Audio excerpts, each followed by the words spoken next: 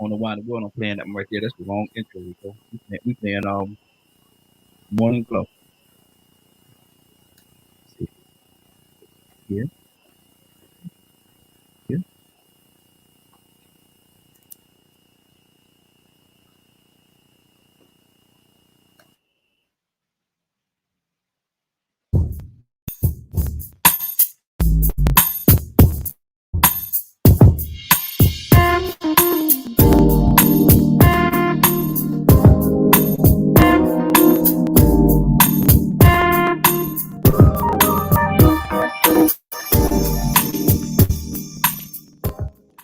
Well, good evening, good evening, good evening, good evening, good afternoon, and all that good stuff. Good day. It was a good day.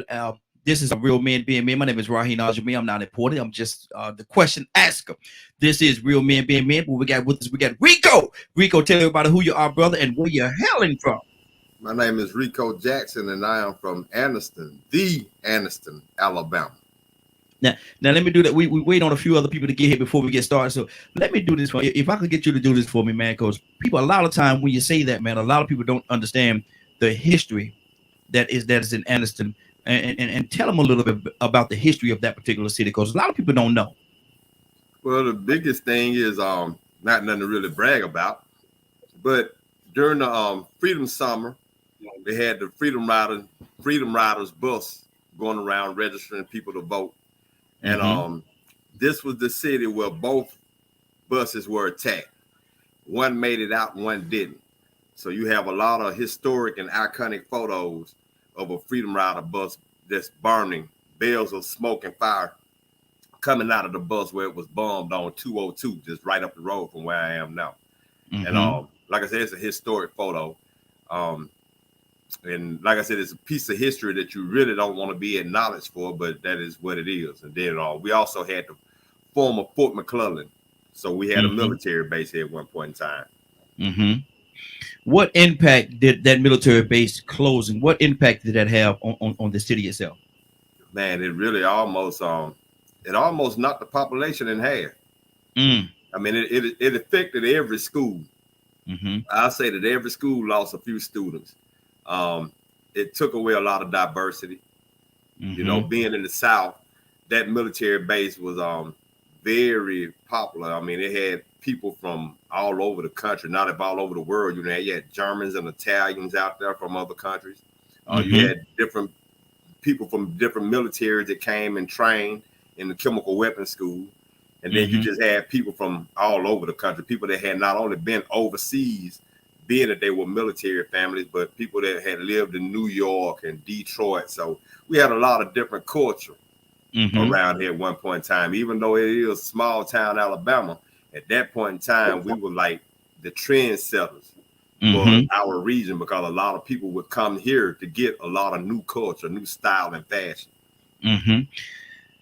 And you say there's a lot of diversity. I know that I know that to be true because I lived in military towns as well. But one of the things that I do know is once that left, because when it was there, you had people all over that was traveling up, visiting their family members and stuff like that, coming to the city, bringing more money into the city, and buying stuff and helping the commerce move forward.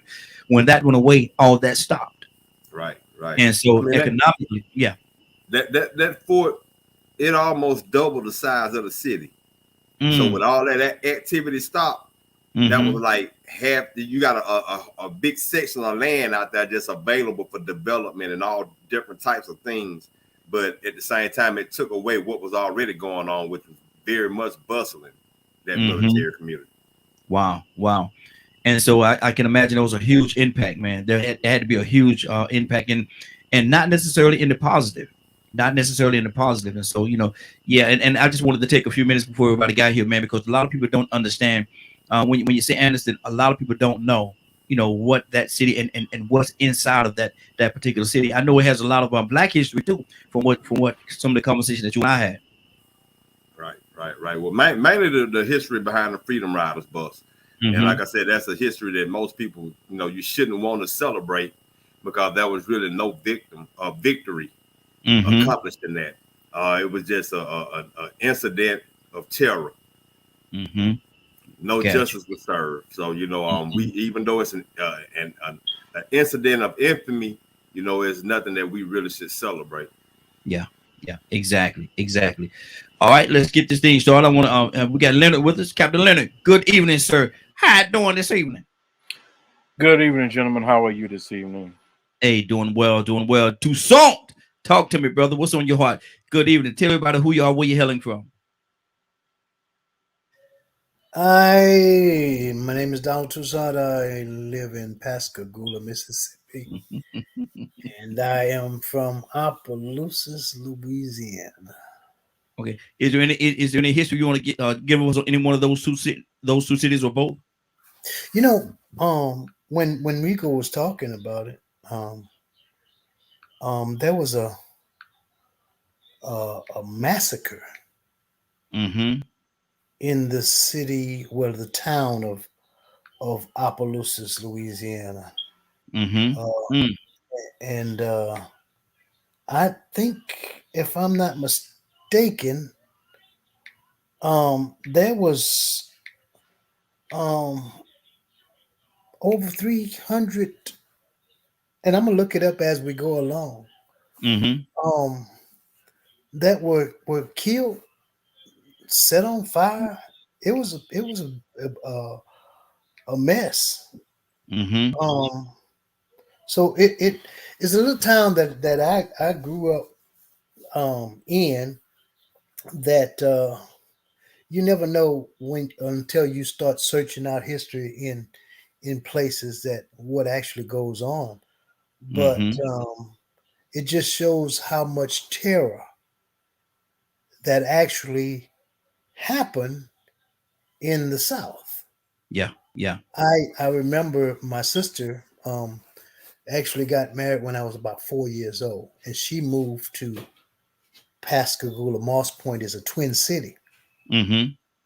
and the what we I-10 usually used to end off at the state line, and I can distinctly remember, and as a child, crossing the state line, you would have to go off onto the road to hook up on 90.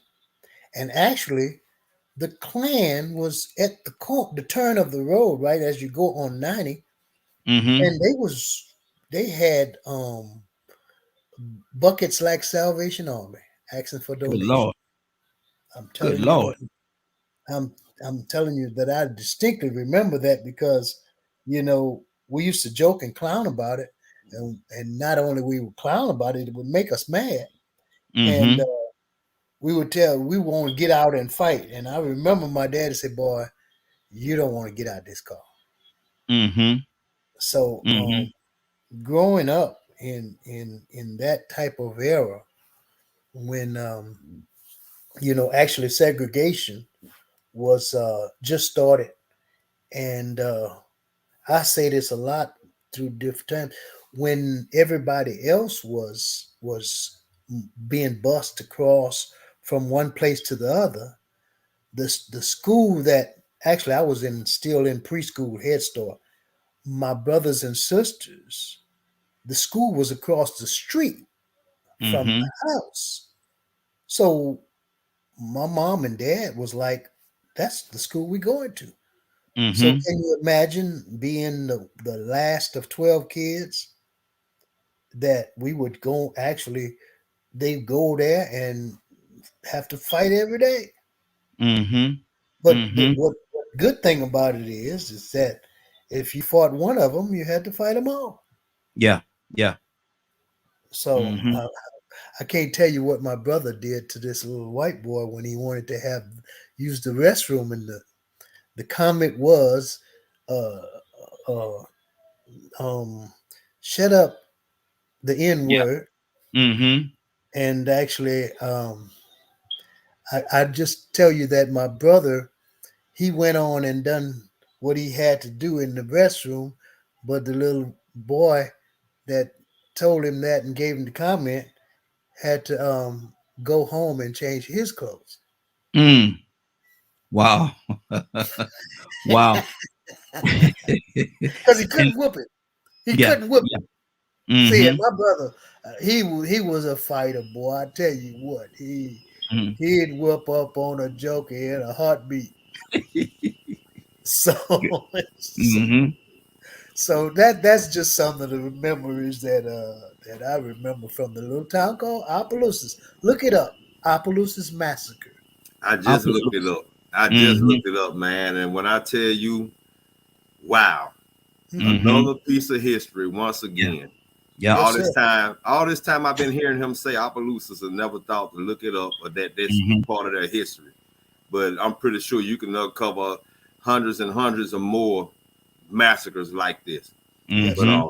they said that it was reported that 30 people died, but later reports said that it was at least 150 and if not Wow. more.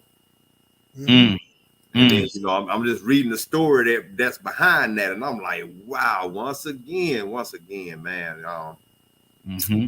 I didn't know, man. You'd be surprised to learn some of the history that is going on over here. And see, Exactly. and this right here, what we're doing right now was not by design. You know, it wasn't by design. It's just that me and Rico was here, and I asked him about his city. Then I went to Tucson, asked him about his city, and this is what we get out of it. But let me say this to you, man. It's amazing. A lot of history don't make the history books. A lot of history, a lot of things that happen just don't make the history books, and a lot of times people just don't know. People don't, Donna, he's been saying Opelousas, Mississippi for a long time. We didn't know exactly what that meant. We had no idea. But now to have this conversation tonight, it shares a totally different light. Now we can look at it and we can view it and see it for what it is. What do you say to that, Leonard? That's a lot with a lot of different places. Mm-hmm. And one, that's why you have a lot of people now that travel and do these stories. If you watch that type of programming, you will learn a lot about things that went on in different places. My Mm-hmm. father was born down in those areas in Louisiana. He was born in New Orleans. He grew up Mm-hmm. particularly down in Thibodaux. I've been to Opelousas several times. Mm-hmm. Like I say, I go over there to Bridge, get something to eat sometime when I used to be down there a lot. Mm-hmm. And Mm-hmm. but you learn a lot about those places there, specifically because of their history and how important it is to remember that a lot of one of the first really black cities, Mm-hmm. successful, right there in Louisiana. New Wow. Orleans has a rich history of mixed people, Mm-hmm. and especially French and Spanish people who settled there, along with the Mm-hmm. Native Americans. And a lot of them, when you go off in those backwoods and things like that, you meet a Mm-hmm. lot of different people from a lot of different families with a lot of different history that you would Wow. not imagine, especially that dates back prior to right around the time when the U.S. actually purchased the land, Mm-hmm. because Mm-hmm. that was a huge purchase of land for the United States at an excellent deal. Mm-hmm. You know, Mm. so there's a lot of history there. I know my father; he wasn't a big fan of where he was from because of some of the things he did. But I have a lot of family still stay there. Mm-hmm. Now you said something, and we got Sherrod with us as well. I want to definitely get to him, but when you talk about the bridge, when you talk about that bridge, a lot of times, and you say you go to the other side of the bridge to get something to eat, it's amazing how that bridge, and people say, well, it's just a bridge that's covered maybe a small body of water or stream or whatever it is. But there's history that goes into that. That bridge was significant to a lot of things. Would you agree with that? Yeah, well, I'm talking about the new one, and I don't think it goes straight to Opelousas. That's right there, going over in the Port Allen, right, Mm-hmm. Tucson, from Baton Rouge, I believe. Mm-hmm. Tucson. Tucson, wake up and go to sleep. Wake up Oh, and I had my thing on mute. Yes, right. Right. As you go, right, exactly. When you cross the Mississippi, you take off to the right and go on 190, go down a few towns that you better not speed in. Because I used to stay a lot of summers in mm-hmm. Folsom, Louisiana. They ain't they might have two lights now down. They may have two Mm-hmm. lights Mm-hmm. Mm-hmm. now, Well, one of my grandmothers was there in Folsom, Louisiana. Mm-hmm. Mm-hmm. And see and the thing about it, man, I'm loving this part of the conversation. We're gonna get to our topics in just a few minutes, so we're definitely gonna do that. But I want to go to Carlos. Carlos, we're talking about some of the history in some of the cities that a lot of people don't know. Now you've traveled a lot of places. What are some of those secrets and some of those hidden secrets that a lot of people don't know about, and maybe one of the cities that you've been through or that you visited? And good they're evening. not called cities in Louisiana, by the way. What they call parishes. Well, see, I know I went to public school, but I don't know nothing about all that now. They're referred to as the parish. Oh, okay. Well, then I went to public school, brother. You know, they As go. opposed to our counties and things of that nature, they have parish. Oh, okay. Well, see, I learned something. I go down there and say, "What parish you from?" And the constables. Look here, I feel as though I'm educated. I feel as though I'm educated just a little bit more. So I definitely appreciate it. Carlos, what do you say to that, brother? Well, I think I bring up Marshall, Texas. Mm-hmm. I got to say something about Texas, and a lot of people don't know about Marshall, Texas, but a whole lot of people do know about Marshall, Texas, because Marshall, Texas is where Wiley College is. And that show, The Great Debaters, came out, years ago. But I guess maybe 10 years ago now. I guess maybe longer. Well, that was based on the history of Wiley College, and my mother still lives there. And every time I go there, I see the contribution that not only Denzel Washington, but he also because he created a beautiful building there, and also influenced some other black. Some entertainers to build some more buildings there. So Wiley College is really, it's just becoming a very important historical place right now. Exactly. And so I think that's one of the places that I would say, right there in Texas. Right there in Texas, right there in the heart of, deep in the heart of Texas. Ain't that what they say? Deep in the heart of Texas. Yeah, deep. Exactly. Badger, good evening, sir. How you doing this evening? Another beautiful and blessed day. Yes, sir. Yes, sir. Tell us about some of the history of some of the cities that you've been to. I mean, shoot, dude, the whole county I live in, but this little city I live in had a black orphanage for a few years that was ran by a Prince Mason.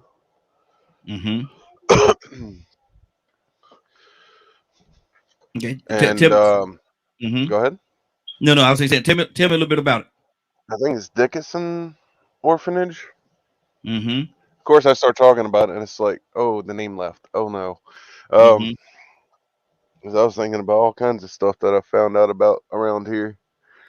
And the cool part is once Dickinson passed away, they actually recently found out where some of the kids' graves were.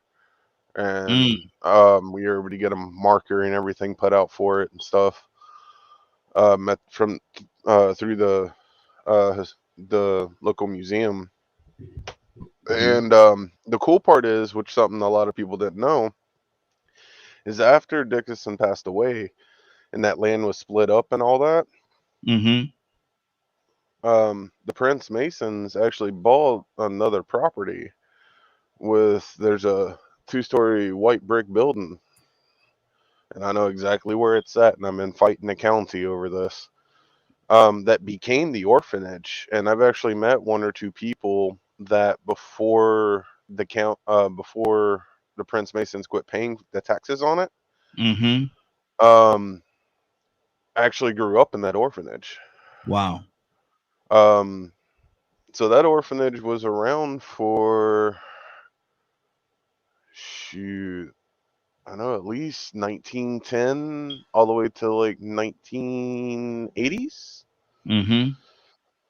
So like 80 years. I thought that was like just really cool. But there's also a lot of history here about the Spaniards and of course Native Americans like the Caddo. And then also not too far from where, Sam Houston signed the treaty with, we're north of where the treaty was for the Cherokee. that the for the land that the Cherokee were given. Okay. So like there's so much rich history here, and during the Civil War, this was one of the biggest towns that had they grew a lot of cotton around here and things like that. So most of the buildings in the town square were used for making clothes and stuff for the Civil War. Okay. So, however, there's some dark side stuff too. The museum's basement used to be one of the KKK clan's meeting places. Wow. Wow. And it used to be a post office. Now it's a museum. So there's a lot of so much history, just especially in small towns like this, the ones that have been around from like the 1700s. There's so much history that people have no idea about unless you look into it. Exactly. Or know somebody, or somebody, Rico, or somebody in your family could actually tell you, or somebody that's close to you could actually tell you some of the things that are going on, because stuff like that, the cities and the towns and the people that's in charge, quote unquote charge, have a tendency to want to cover it up and make as though it did not exist. Rico, talk to me. Yeah, that's what you have some people that actually do all the they call them city historians. They keep that information in libraries, but most times you have to go actually looking for specific information. Like if I was to go looking for information about Opelousas, I wouldn't have been thinking about massacres or race riots. But being now that I know that happened, that might be something that I do from now on. Every time I hear about a city, go back and try to research the racial history that they had, because I'm pretty sure there was some. It might not have been as violent or barbaric as in some other places, but it really goes to show you just how entrenched that behavior and that ideology was throughout not only just the South but America. That action that was going on at that point in time, how the Black community was really connected just by that atmosphere. Some people didn't even know each other, and it's funny that even though it's so similar, if you went from one city to another, you still had to find out how things went in that city. So you had a subculture of rules that you had and regulations you had to follow as a Black person when you went from city to city, even though you knew to expect one basic type of racism. And see, and that's the thing, Leonard. That thing called racism, man, has been a cancer for a long time, man, and it's been plaguing our community and communities forever. And I don't know, Leonard, if it's ever gonna go away. Well, you probably wouldn't know, because you're 50. Yeah, over 50. So it just really depends on how committed this generation is. I think that it is definitely looking probably through the eyes of Brother Sherrod. He's seen difference. It takes a while. It won't be an overnight type of thing, as we can see. As long as I mentioned before, as long as you have racist people in power, you will always have racists. Yes, sir. And see, and that's the thing, Sherrod. What do you say about that, man? And because you have seen some things or experienced some things that probably all of us on here have never experienced or had to witness or endure. Talk to me. When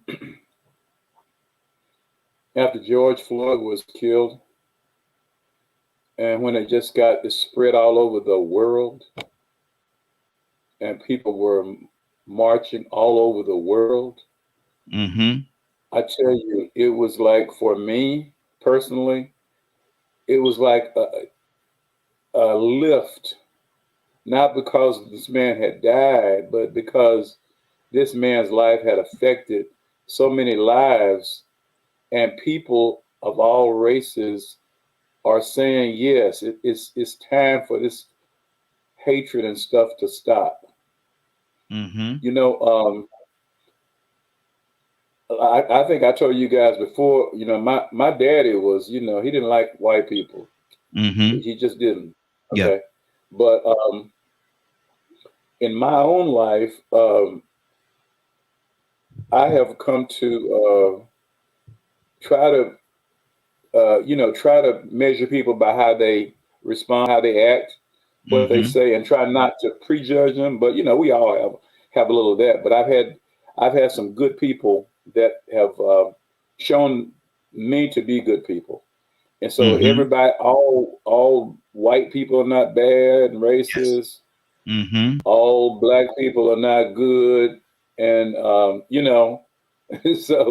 it's a little give and take. But I think I was thinking about this the other day when I was thinking about racism. I think because people say, well, because Donald Trump came on board, so many people have really stood up for where they really stand. This is where I really am. And I think we see that other negative side so much about the true racist people. But on the other side, the other people who want to try to do right are also standing. Yeah.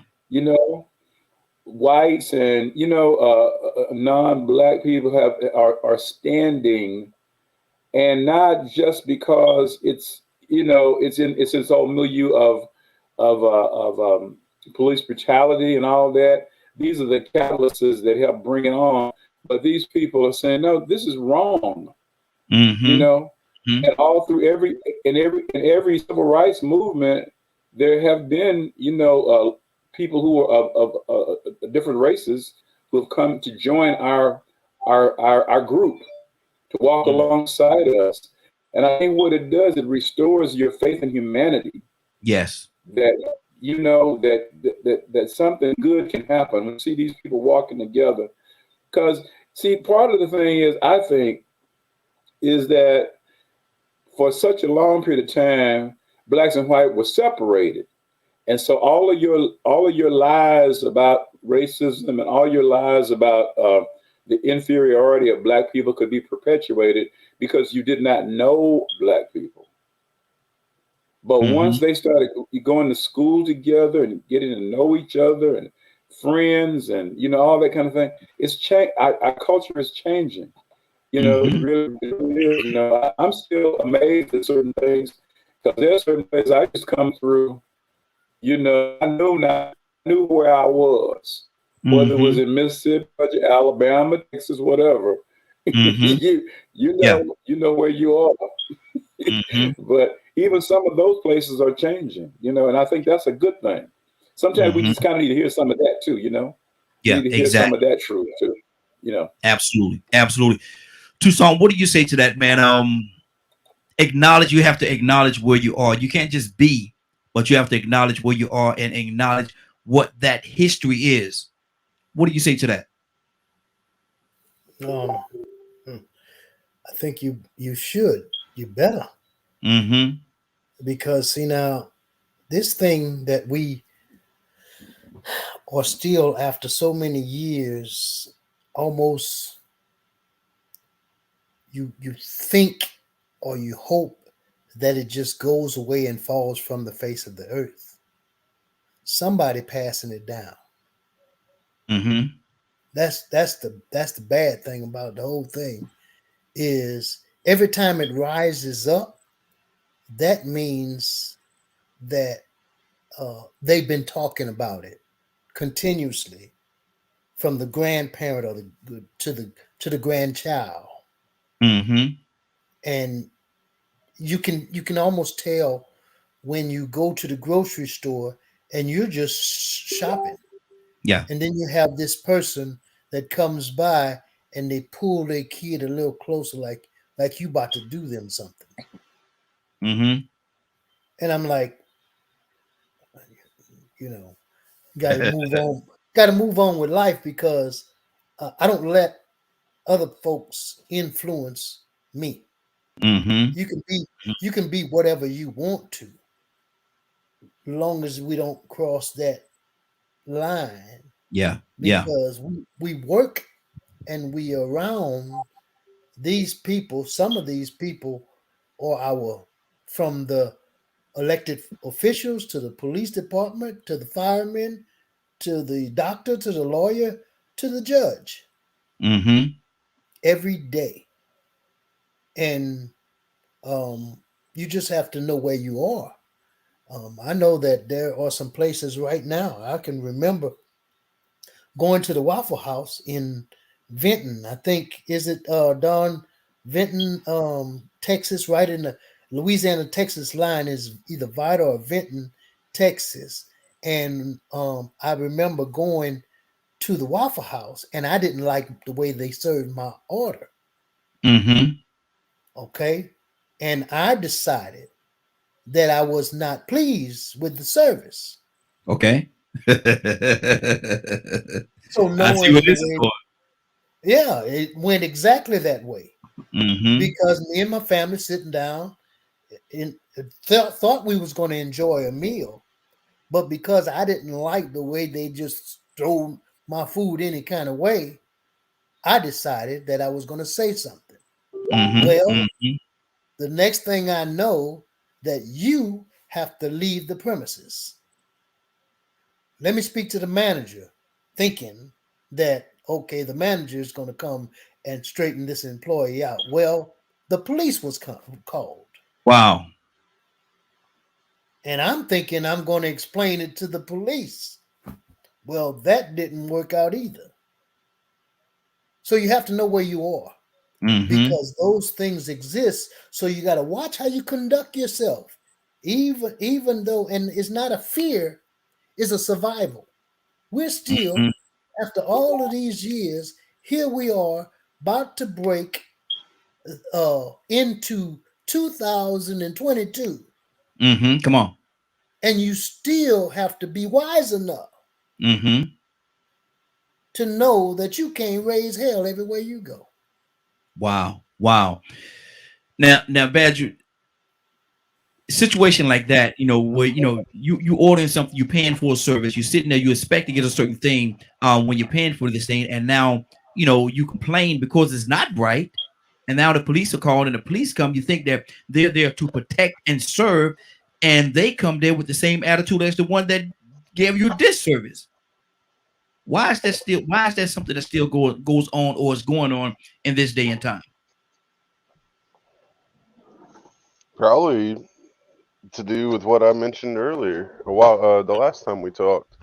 The fact that there are still a lot of people being taught either that racist hatred or that illusioned the illusioned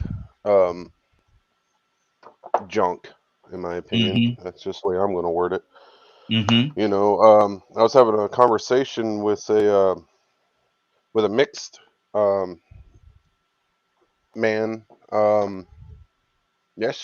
yesterday about, he's Hispanic and black. He said he might have some white in there somewhere, and then it was crazy because me and him actually talked about this kind of topic. About, does it happen to him? Still, does it happen to, like, all kinds of things like that? And it was quite interesting for me and him to share our stories, and we both feel the same way. It's stupid. Matter of fact, y'all remember me talking about how the person that works at the Texas Medicaid office told me and my wife that because we weren't black, we wouldn't get certain things. He's actually seen it happen. Wow. And we were talking about it and stuff like that, and he's like, yeah, he said there's a lot of people that don't think that actually happens, but that's one of the things that a lot of us younger people are becoming more aware of, is they treat us all bad, but at the same time they want to try to continue to keep us separated. So, like, when it comes to situations like that, to be honest, if I saw them do something like that to Donald, I would have got up and said something. Probably would have got me and my family kicked out. Because I don't tolerate that crap. So, I mean, I've been in too many fights because of that. growing up most of my life. So it's, I wish it didn't, but I know it still does. There was an incident that happened here actually. Was it last year, honey? Where it was I think it was last year. No, I can't remember when that happened. Might have been a couple years ago. But there was a woman, a Muslim woman, and I think she was a darker color. I don't know what race she was, so I just know she was darker. What was the Jamboree before COVID? Okay, so yeah, a little bit for 2 years, and it was a Yule festival. So this is supposed to be like Christmas season, hope, and all that kind of stuff. And she was there with her kids and this older white lady that actually had a seat in one of the county seats. Took a picture and said, "Look, we're being invaded." It pissed off a lot of people, and because she put it on her Facebook page, she lost her job and everything. Wow. It even affected her business. Me and my wife were part of a Facebook group, and I actually asked my wife today, I'm like, I'm kind of mad. And she said, I'm like, because I'm going through this Upshur County Facebook page, and I'm like, I hardly see a single person in there that ain't white. Why do I want any part of that? That's good. And see, that's a part of the reality, Leonard, that you go to certain places and you're not going to see anything outside of that. That's the norm, and that's what some people think that it should or is supposed to be. What do you say to that? Well, you're right. It depends on where you go. And then there are those people who have that opportunity to remind them where they are at. And that's in the United States of America. Yeah. Yeah. And it's illegal to discriminate people based on race. And then you make it a point to disrupt them regularly. This is the way you combat it, because it's, I understand with people being content. Personally, if I go somewhere, it is a bit shocking sometimes to be in all white environments where there are no other black people. Why is that shocking? Because of where I live. It's fairly mixed, and my goodness, who doesn't love Atlanta? Yeah. So when you live here, even when I go home, it's much whiter than it is here.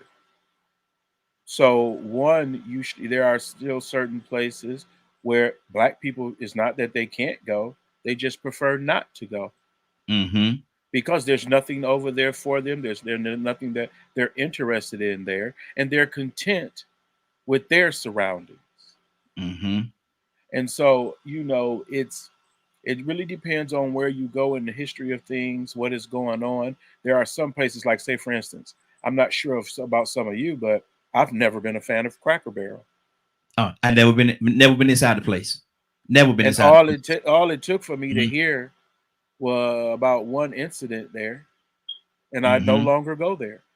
I'm not one of these people that have to be in certain places. Yeah. But now, if you make it a point to get on my nerves, I'm gonna get on your nerves. Because a lot of times, me and my brother, we would go somewhere and we sit down and he'd be like, I wish would come over here. So we mind our business and we want them to mind theirs. The best thing you can do is mind your own business. Exactly. Because that's all we're going to be doing. But what we're not going to tolerate is being treated differently because of the color of our skin. And I think, a lot of these incidents must be reinforced. People need to know, if we find out that there's a place, like, we're going to fully integrate you. Yeah. If that's what we want, then that's what we're going to do. Places that discriminate based on race don't deserve to stand anymore. Period. Exactly. Now, Rico, is truth of the matter, and as sad as it is racism a big part of the fiber that makes America what it is? Yeah, obviously. I mean, that's one of the most simple answers you could give. I mean, America wouldn't be what it was had it not capitalized financially from free labor. I mean, it's if you just think about it yourself. I mean, we go and celebrate Independence Day, and you know about how old America is, and then you go back and find out about all these other countries and nations and how old they are, and you think to yourself, how did America become more powerful than Turkey? How did America become more powerful than any country in Africa? All of these old countries, these countries have been around for thousands of years and don't have the power and the access and the influence that America has. All behind that dollar. More so the manipulated dollar. They created that income, that economic system, and it worked. You ask yourself, well, how did that even work? Well, violence, extreme violence. You know what I'm saying? And they still practice that extreme violence inside the borders and outside the borders. It's really a behavior that is going to be hard to get away from it. Because who wants to give up their access to privilege? Yeah. Who wants to give up their favor? If that was a movie one time called White Man's Burden with John Travolta and Harry Belafonte Jr. And it made a role reversal. It put black people in the position that white people are in, and white people in black people's position. And it really should have been a hit movie. It wasn't a hit movie, but it really pulled the shades off and showed people, really what's going on. And it asked that question subconsciously to a white person. Look, this is how it is done.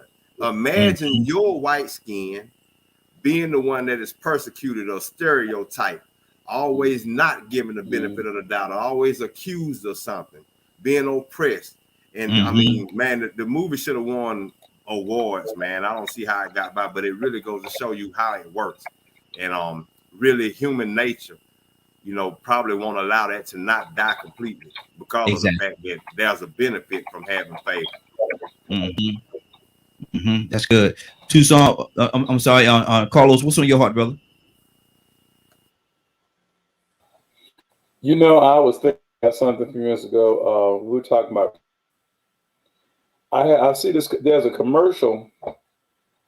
This guy is on his motorbike, right? I think it's whatever. Anyway, he's on his motorbike. All these mountains around. He's in the north, south, or whatever. Montana or somewhere like that. He's just having a good old time on his motorbike. But do you know, as a black man, I know. He's not worried about anything. See, no one come up and bother him because of his race. I get myself out there on that motorbike, riding in the same place. 2 hours after he did, something is going to jump off. Yeah, and it's disheartening. Having lived and known that your people have given their blood and sweat and tears and lives, this is my country. Like when they say this is my country, I don't care what anybody said. This is my country. I know this country because I was born in this country. And to feel that you have to always be considered by some, a class citizen, and and know that racism is always just kind of sneaking around the corner, kind of like racism, like the devil. Come on, like the doggone devil. Always sneaking around the corner, slithering around the corner, exactly. trying to find you. Mm-hmm. By the way, I was going to say something about somebody, but say something about Cracker Barrel. There you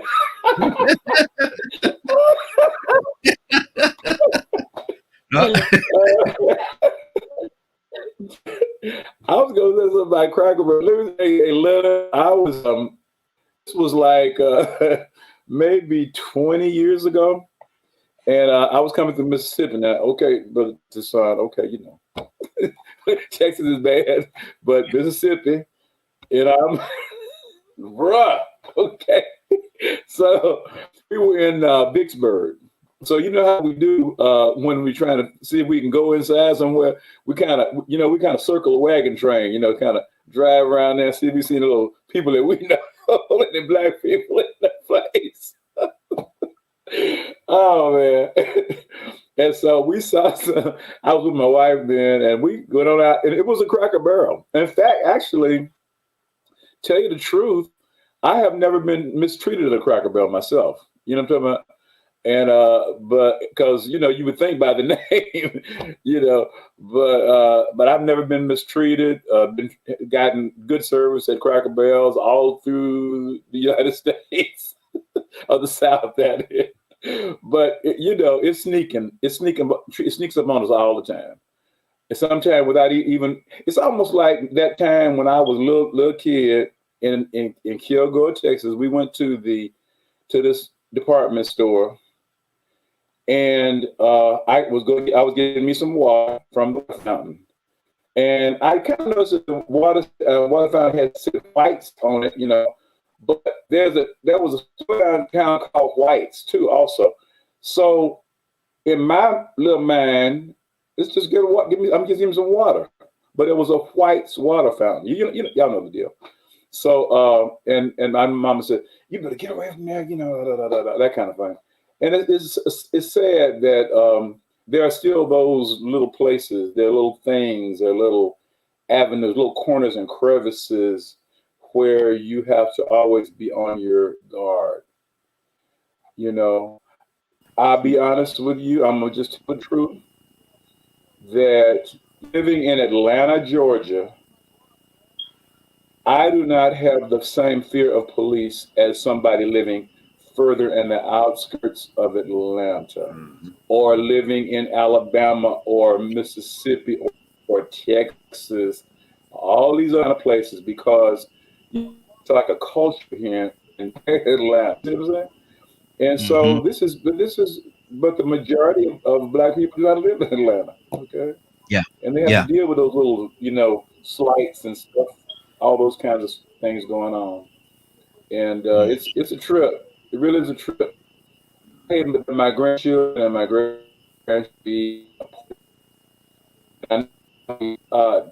there are going to be some better. I believe that, you know, because there are always going to be those people who are racist, but there are always going to be those people who are not. Yeah. You know what I mean? Absolutely. And yeah, I got kicked out there for a second, but I'm back in here. Badger, I know you got to go in a few minutes, brother. What's on your heart? Man, oh my goodness, dude, it's crazy. Just listening, and that's something that, like, I honestly didn't learn a lot about a lot of this until I got older, because I was taught a very skewed perception. And then I grew up, I paid attention, I got to know people, and learned really quick that all those things I was told wasn't the truth. And that's the part that I think a lot of, like, the younger generation aren't struggling as much like they did with me, like I did, because they have the privilege to be around better, more, how do I word this?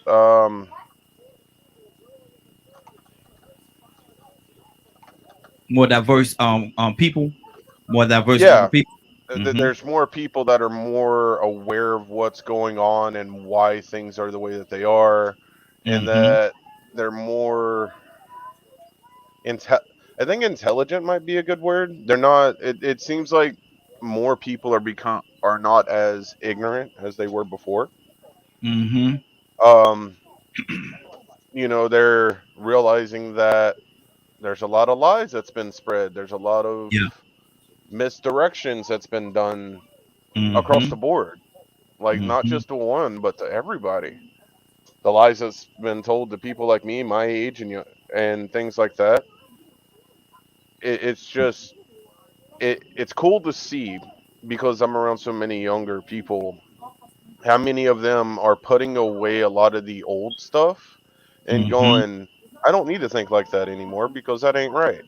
Yeah. So they're changing Mm-hmm. their entire perspective of what's going on and And how they perceive the world. that's a good thing. That's absolutely a good thing. I'm ready to go to Tucson. Go Tucson when he said Um, yes. One last thing, real quick. I hope you all have a beautiful and blessed night. Everyone watching the show, please be open to listen to these awesome folks. Good And deal. catch y'all later. Yeah, catch you later. Appreciate you, Badger. Tucson. When he said, excuse me, when he said something about Cracker Barrel, man, you kind of lost yourself there, boy. What were you thinking about? No, actually, you talk about Cracker Barrel, and I don't go to Denny's. Hardly. Not anymore. My wife No, I won't let. stopped. I Mm-hmm. stopped. I mean, Denny's, and so I've gone to Cracker Barrel, but it perhaps because when I hear stuff like that, then I make my decision Mm-hmm. because I'm not going to support you. Yeah. I've actually, at some points, and I'd hate to call these names out. Call them out. Call them out. But I stopped at one time from going to Chick-fil-A's. Mm-hmm. There is a place called in here, and actually it's a little a burger place, Mm-hmm. and they still have the window where they This is had. Bryant Young calling from Anniston, Alabama. Okay. Hold on one second, sir. Go ahead, Tucson. No, they still have the Hello? window where Hold on, sir. We're coming to you 1 second. Hold on 1 second. Go ahead, Tucson. Mm-hmm. where the blacks used to have to go to get their order. Mm-hmm. They couldn't go to the front window. They had to go to the sides. This was Mm-hmm. for Negroes only, And so I stopped going. Mm-hmm. And there are some things that I just don't buy. And so here's what I want to say with the Cracker Barrel and the Denny's and all of these places, but you have to go to one place at a time. Mm-hmm. And you have to meet one person at a time. Mm-hmm. Wherever you go. Yeah. Because if I were to go and I'm, open-minded and I go to Atlanta, but if you go to the wrong place in Atlanta, you're gonna have problems. Mm-hmm. With that, just that one person. Yeah. Yeah. Or that one group of people that have that mindset. And you can go next door and they don't feel that way. Yeah, exactly. So what I've learned to do is go as far as the door, feel the atmosphere, and decide whether I do service there. Well, Eddie Murphy said in life that he had enough money to turn them pies into regular pies. You know what he said? I ain't gonna use the verbiage that he used on here, but you know what he's talking about. We got a caller. Caller, what's your name? Where you calling from? My name is Bryant Young. I'm calling from Anniston, Alabama. Hey, Brian, how you doing, man? I'm doing pretty good. How y'all doing tonight? Hey, doing good. Now you from that Yes, fans? Go ahead. Sorry. I just chimed in. I picked y'all up and caught a part of what you was talking about, and I just had to call and give some input. Okay. I heard the last caller. He was trying to, he was reaching for words, but I just wanted to say that the younger generation is more conscious, and like he said, they're not feeding into the lies that they've been told. The schools that we go to, we're being indoctrinated into the system. I like to call it the system. And it's to keep you thinking like our great-great-grandparents or like our grandparents were taught to think. Mm-hmm. And we look at the European race as a superior race. And they say, don't be prejudiced, don't be racist. I can't agree with that because I think I am prejudiced. I am kind of a racist, you know, because I love my race of people. And I literally pray every day that they would be conscious of who we are, you know, do some research and find out what we were before the indoctrination. Come on. Before we were taught in their schools, before our culture was taken away from us. You know, we're the only people on the face of the planet, talking about the so-called African American people that had everything done to us that you can imagine under the sun. And we still have the capacity to love. And I think the biggest fear for the European race is that we'll wake up and understand that, you know, who we are. Once we find out who we are, they think that we're going to do the same thing to them that they done to us. You know, put them in slavery and treat them real raw like they treated our ancestors. And that's not the way it is because our people love one another. Yeah. And we love the human race. And to make a long story short, you know, because I know you don't have a lot of time, is that I'm one that when I talk to somebody, I try to bring them up in their education and their research and let them know that we weren't always what the books say we were. We're kings. Yeah. We're queens. You know, we had castles. You know, we were wealthy. We're a royal nation. Is what I'm trying to say. You know, and I travel around. I've been a lot of places. I've met a lot of people, and the racism is and the prejudice is like hid. You know, it's not up front like it used to be, but it's still there. We don't get treated equally by the police or anyone, but it's the system. I don't think it's so much the person; they just been taught wrong. You know, how can we fix it, brother? How can we fix it? How do we fix it?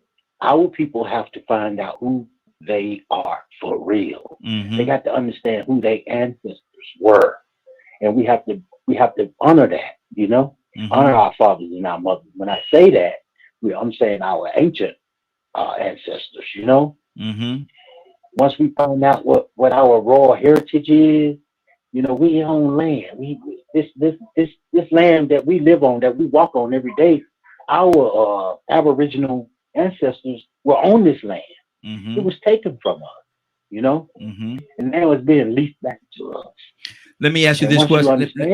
Let me ask you this question, yes. brother. Then we got to go on and pull some more people into the conversation. You certainly don't have to you certainly don't have to hang out with this man as long as you can. But my thing, what do you say to the people that say that there was some royalty, but not all of us come from royalty? Not every black person didn't come from royalty. What do you say to that person? Well, why do you say that though? I mean, this is in my research. We all are royal. You know what I mean? We're the original tribe of people. God, if you can even ask Siri, you know, I did that one day. I asked Siri, where did civilization begin? Siri told me civilization began in Mesopotamia. And Mesopotamia is right there by the equator. You know what I'm saying? Yeah. This is a hot land. This is where your dark skinned people come from. You know, I don't like to call myself black because God didn't create no crayons. You understand? Good deal. Hold on one second, sir. That's a label that's been placed upon us. Okay, good deal. Hey, Brian, hold on one second, brother. Don't go nowhere. We're gonna keep this conversation going. Don't go nowhere. I want to go to I think Brian just hung up. I was hoping he was gonna hold on. But Leonard, what's on your heart, brother? Talk to me. Not a whole lot. I'm just listening. I think, you know, people have their own experiences. And I know people whose experience with racism turned them into a professor in African American studies, who dedicated their lives to African American culture. And like I said before, I was not raised not knowing my culture. And it was because we had a desire to know it. And we definitely wasn't sitting around believing or waiting for white folks to teach us. Mm-hmm. So sometimes I'm a bit thrown when I hear some black people say, as if they never questioned anything.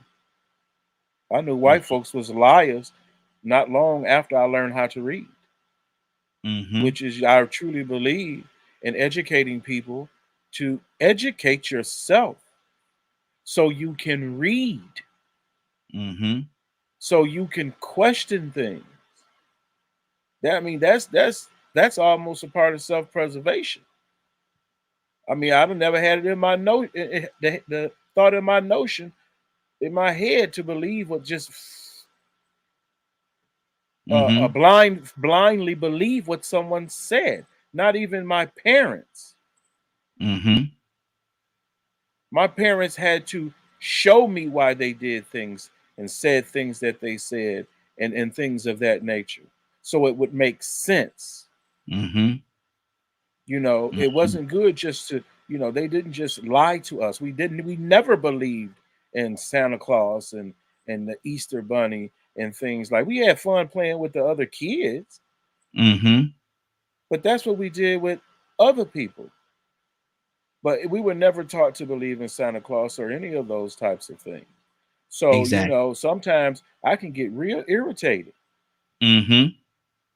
when it comes to certain things, because if I'm 50, you've had enough time.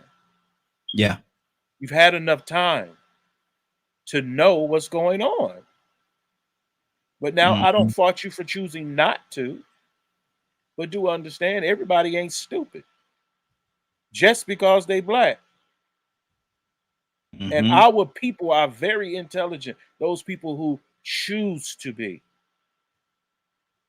And so they go find things out to destroy the lies that you have been told and you have been taught. Mm-hmm. And that's why we do what we do today, still to this very day. I'll let you have your own beliefs, but I will definitely consider criticize you when it comes Mm-hmm. to facts. Exactly. Exactly. We lost Brian. I don't know whether he got cut off or what happened. So Brian, if you're available, brother, call back in. We definitely I don't know what happened to the line, but somehow we lost you, brother. So if you are available, call back in. We definitely want to have an extended conversation with you, because I think you got a lot to bring to the conversation. Tucson, what's on your heart, brother? Rico, come to you next. No, you know, it depends on who your parents were, what environment you grew up in, and really, we moved when I was a child. We moved a couple of times. Remember when the house burned down, we had to move. We moved to the Mm-hmm. country, and then when we came out the country, we moved back into Opelousas.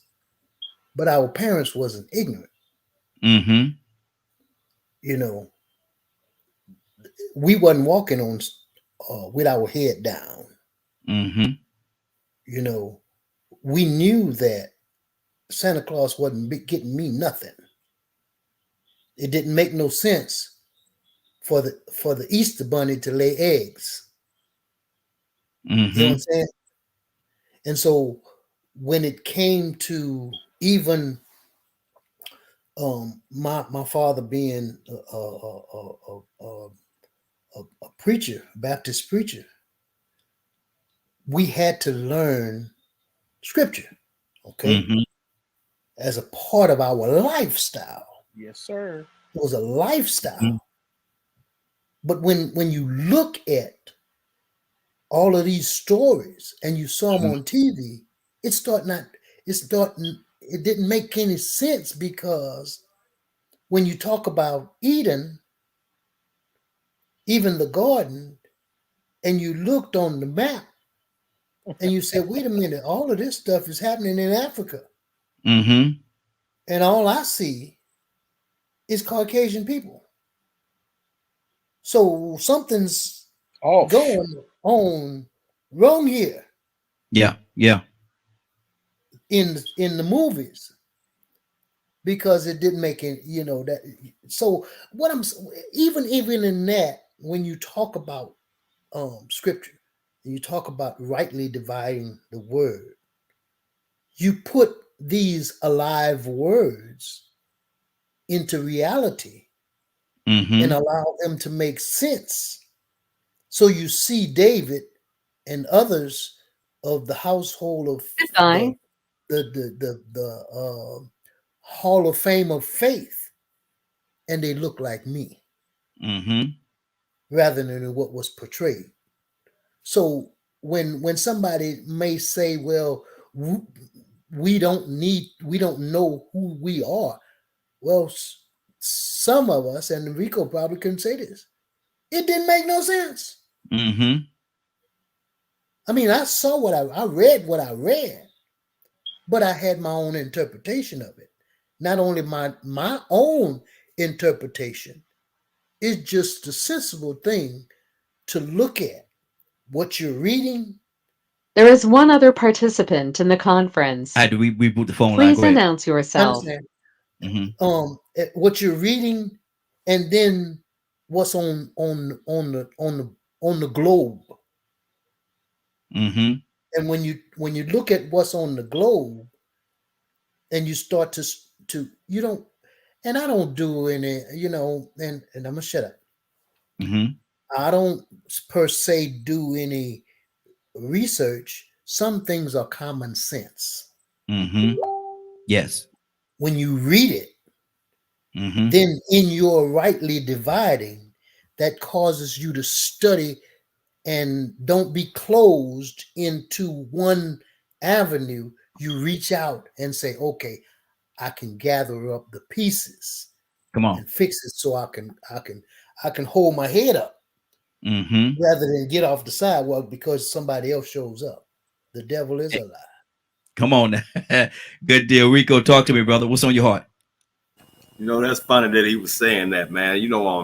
I remember last week I was sitting there thinking about how important it was to teach certain games to children, and it teaches them how to do things in life, like jigsaw puzzles. The more pieces that you have, they all got these same shapes, but you have to look for small details to make sure you put the right pieces together, or you will just have an old crazy looking picture if you're just going by the shape of the pieces. That makes you go and look at the real intricate details to make sure you got the right pieces in place. Yes. And so I think that's one of the things, the basic tools in life that you need to be able to identify and discern what you need, what you don't need, what is logical and what is illogical. And so, I think when Bryant was talking, he was talking about the system that we were in and the education. A part of waking up is also realizing that at one point in time, we conformed and adapted to this information they gave us about Jesus being white, everybody in the Bible being white, about the history of this country. The ruling class dictated. I have a question. Implemented what they wanted us to understand and study, and we conformed. Even though when we did find out otherwise, if we went and taught that, they would persecute you. They'd probably kill you. They even did this in the biblical days. So that's where you were either forced to believe the lie or die to spread the truth. So sooner or later, some people finally said, well, you know what? I think I said this earlier. If you can't beat them, join them. If you can't beat them, join them.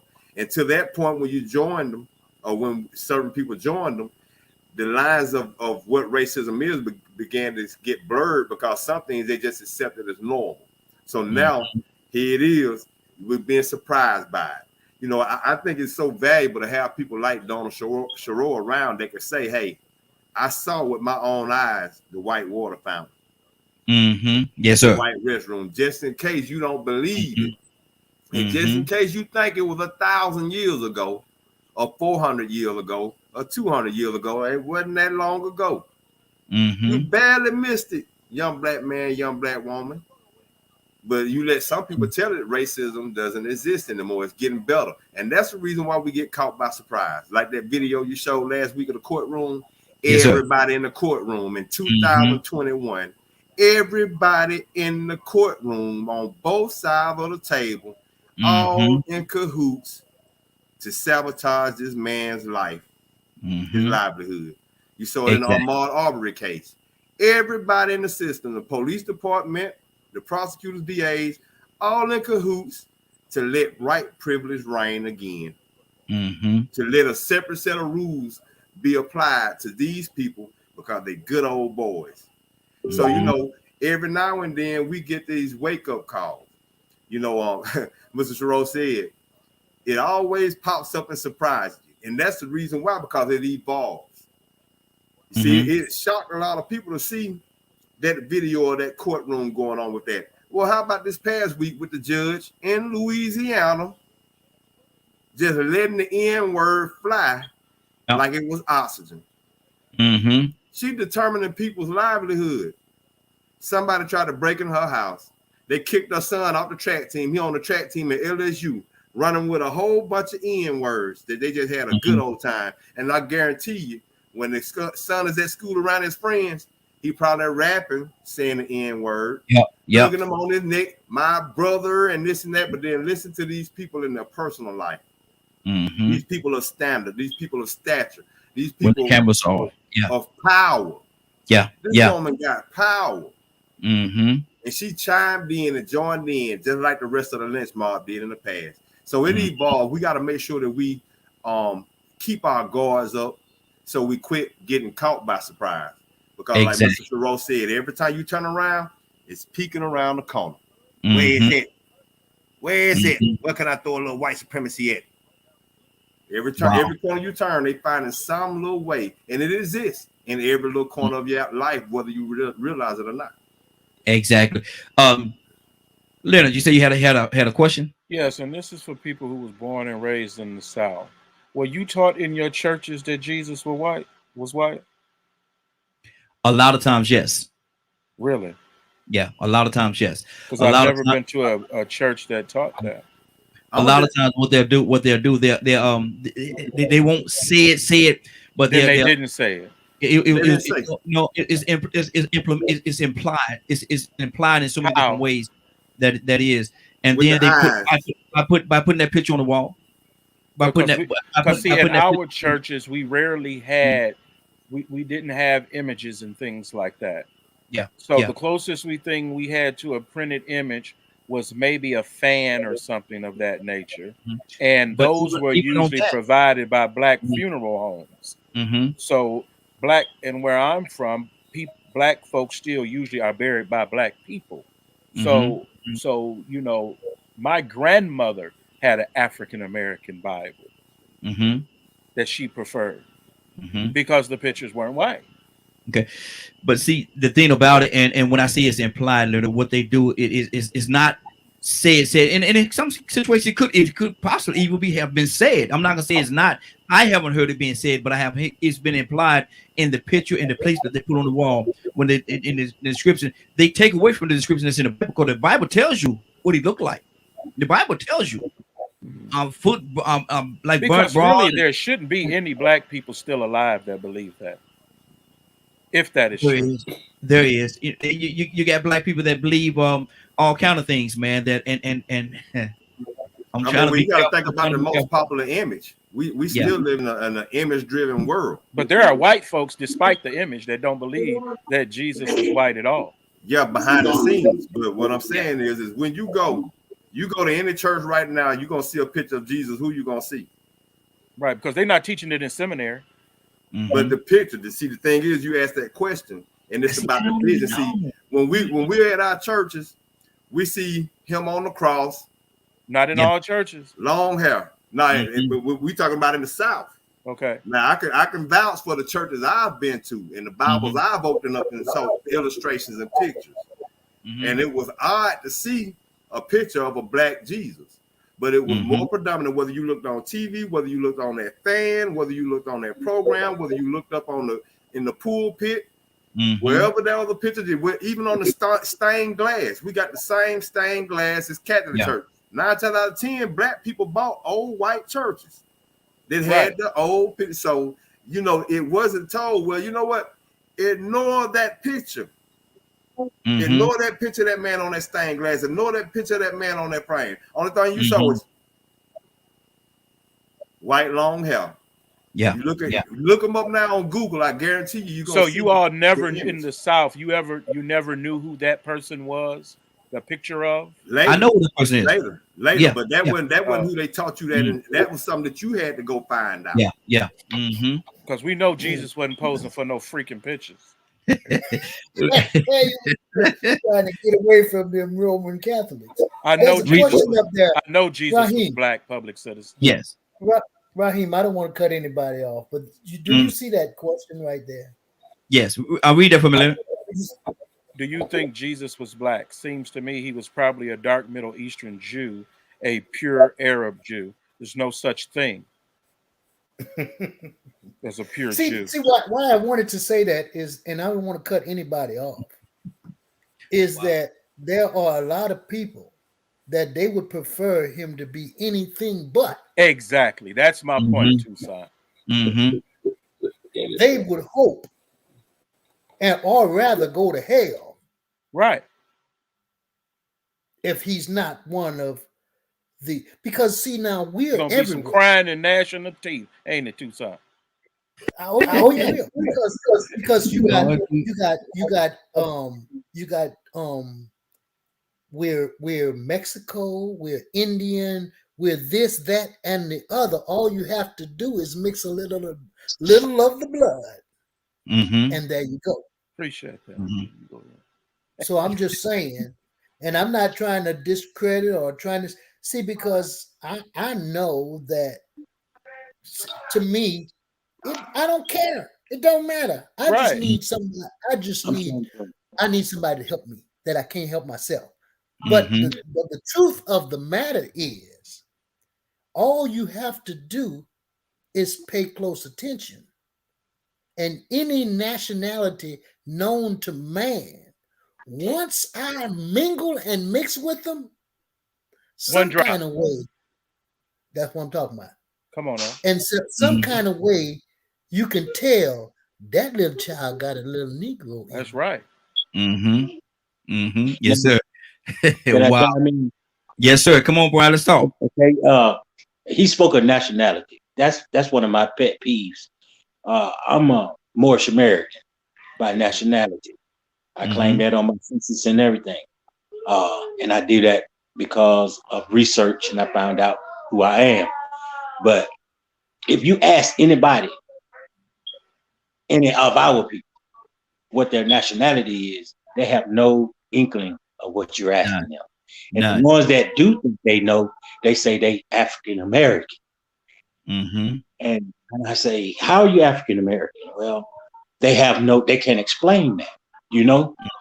They just going by what they've been told. And I did that for a lot of years. My great grandmother taught me, my grandmother taught me, and my mother and dad taught me. And I kind of just tell people what I've been taught, you know, without really going and doing the research and finding out if it's true or not. You know, I was a diehard Christian, and we was talking about Jesus, and I couldn't do nothing but smile because I know where people at on that. You know, I believe that Jesus was white, you know, because everywhere I looked, he was white. You know, I did my research, and I started with the Holy Bible, and when it described Jesus, it wasn't a description of a European. So a light came on in my head and made me say, check this out some more.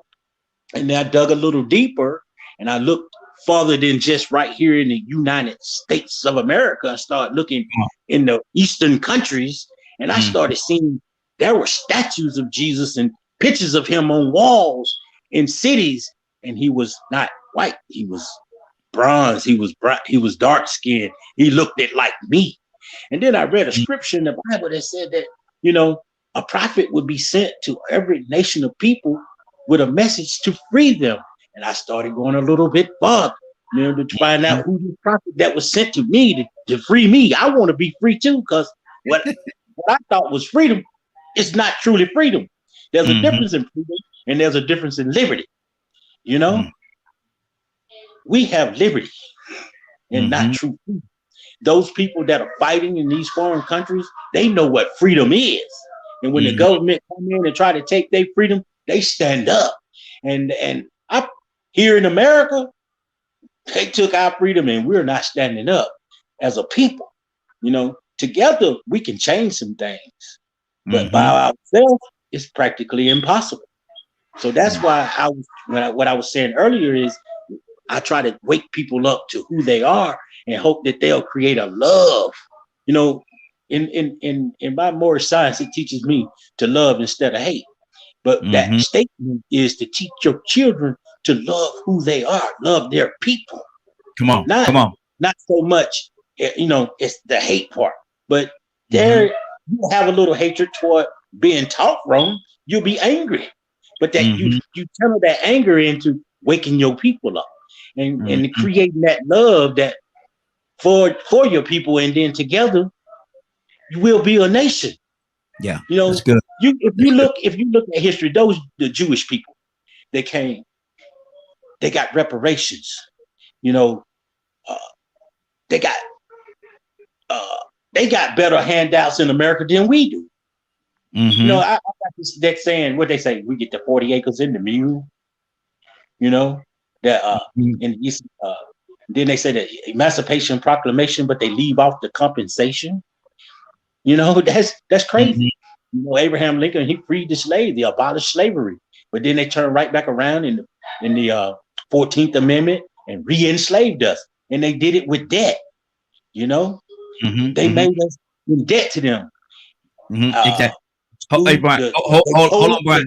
Hold on, Brian. We got let me pull some more people here, brother, because you know I love where you're going. Man, I can get it. I can get in and go, man. You have to cut me off, and I appreciate you doing that. Thank you. Yes, sir. Like I said, it's gonna be 12 o'clock, brother. I'm still be waiting on calling on somebody, brother. But I'm full.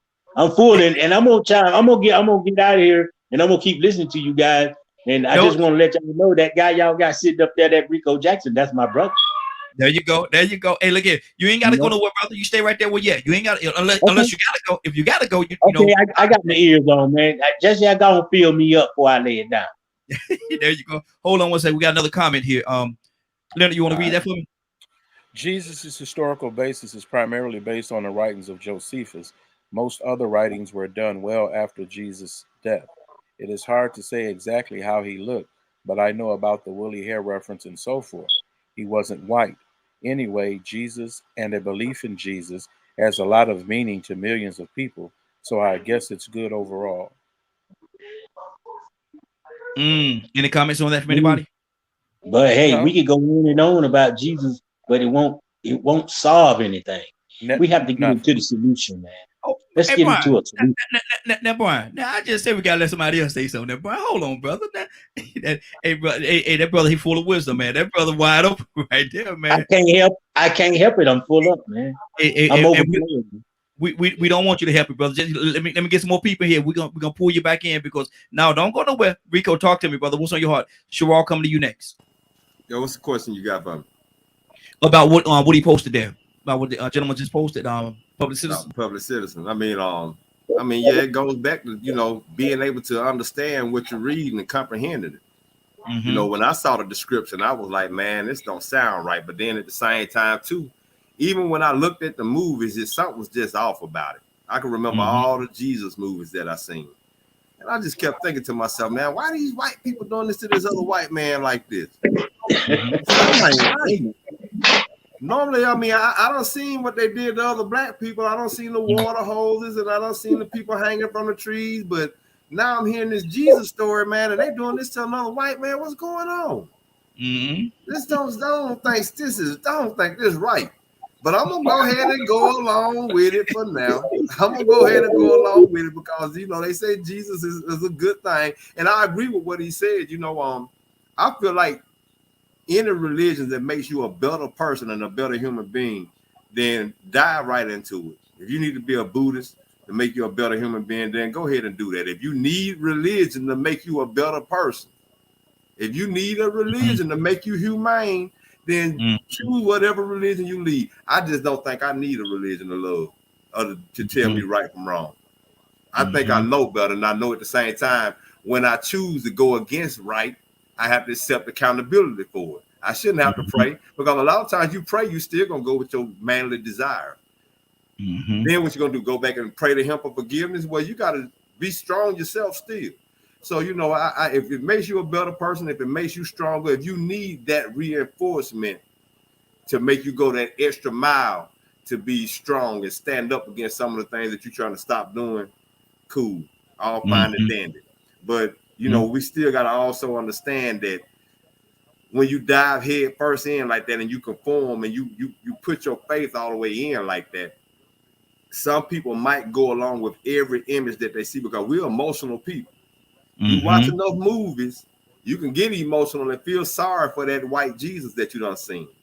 You know, it's the same thing with the white doll and the black doll, baby doll experiment. I posted about that earlier. A lot of people forget about that. Not only were the white children favoring the white doll, but the black children favored the white doll. Not only were the white children calling the black doll ugly and mean and nasty, but the black children were calling the doll mean, ugly, and nasty. And I thought about it, I said, well, you know what? If you can put a white face on the greatest, most historic man in the heroic, I mean, the most honorable man in the history of existence of mankind, that's who he's supposed to be. Why wouldn't you want to be like him? Who wouldn't want to be like him? So sooner or later, if this person is who he say he is, and then all of a sudden his people are the chosen people, people that look like him, why wouldn't you favor them? Those are God's people. Those are God's children. So we've been deceived, and we conformed and adapted to that thought process without understanding that, look, you know, a lot of this is true, but at the same time, don't go along with the image that they're feeding.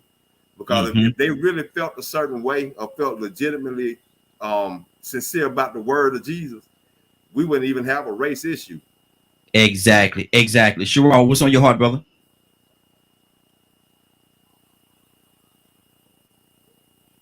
Carlos, I think it might be frozen down there. Carlos, are you there? Let me put this up here. I'm gonna put this. There you go. There you go.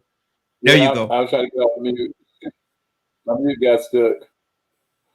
I'm just taking it in and listening and everything. And as far as this argument about Jesus is concerned, of course, we're going to keep arguing about that. I think people are moving more toward the fact that he's really not a Caucasian American. I mean, we think it's really Caucasian, European. And as somebody asked earlier about the churches, yes, in our churches we had the pictures of Jesus up. People would buy fans with Jesus' picture on as white person, that kind of thing. It's almost kind of like when we were looking at TV. We only had 3 channels to look at, and most of the television programming was white people. And so because of our mentality in this country, we were stuck more into the entertainment of it than we were the nationality or the race of the person.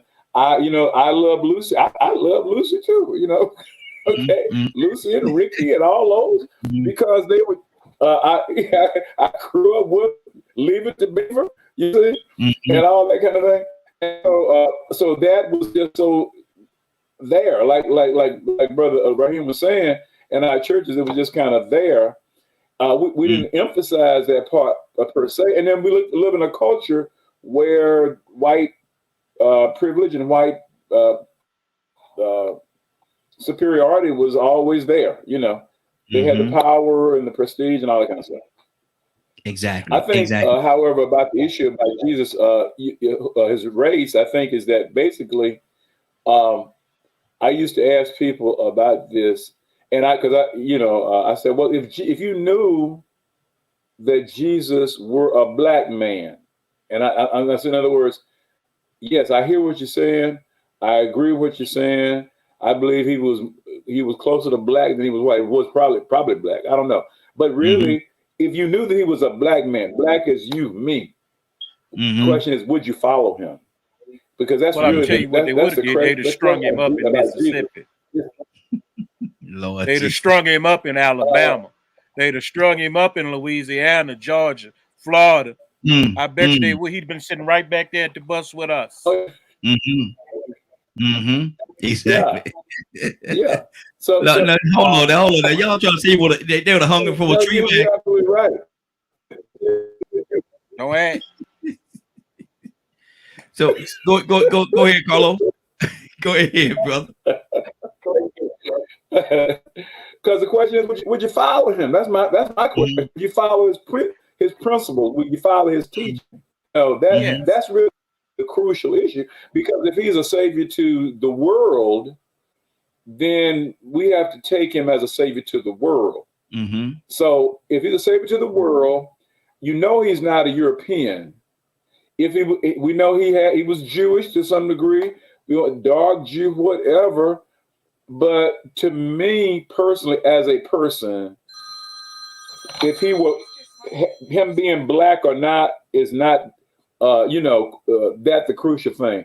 It's the quality of his life. It's the quality of his ministry, the quality of his message, the transformation, the inward transformation that transcends whatever you are, because the Jesus I know will come into anybody's heart and change them and have a relationship with them in their own life, their own culture, their own everything.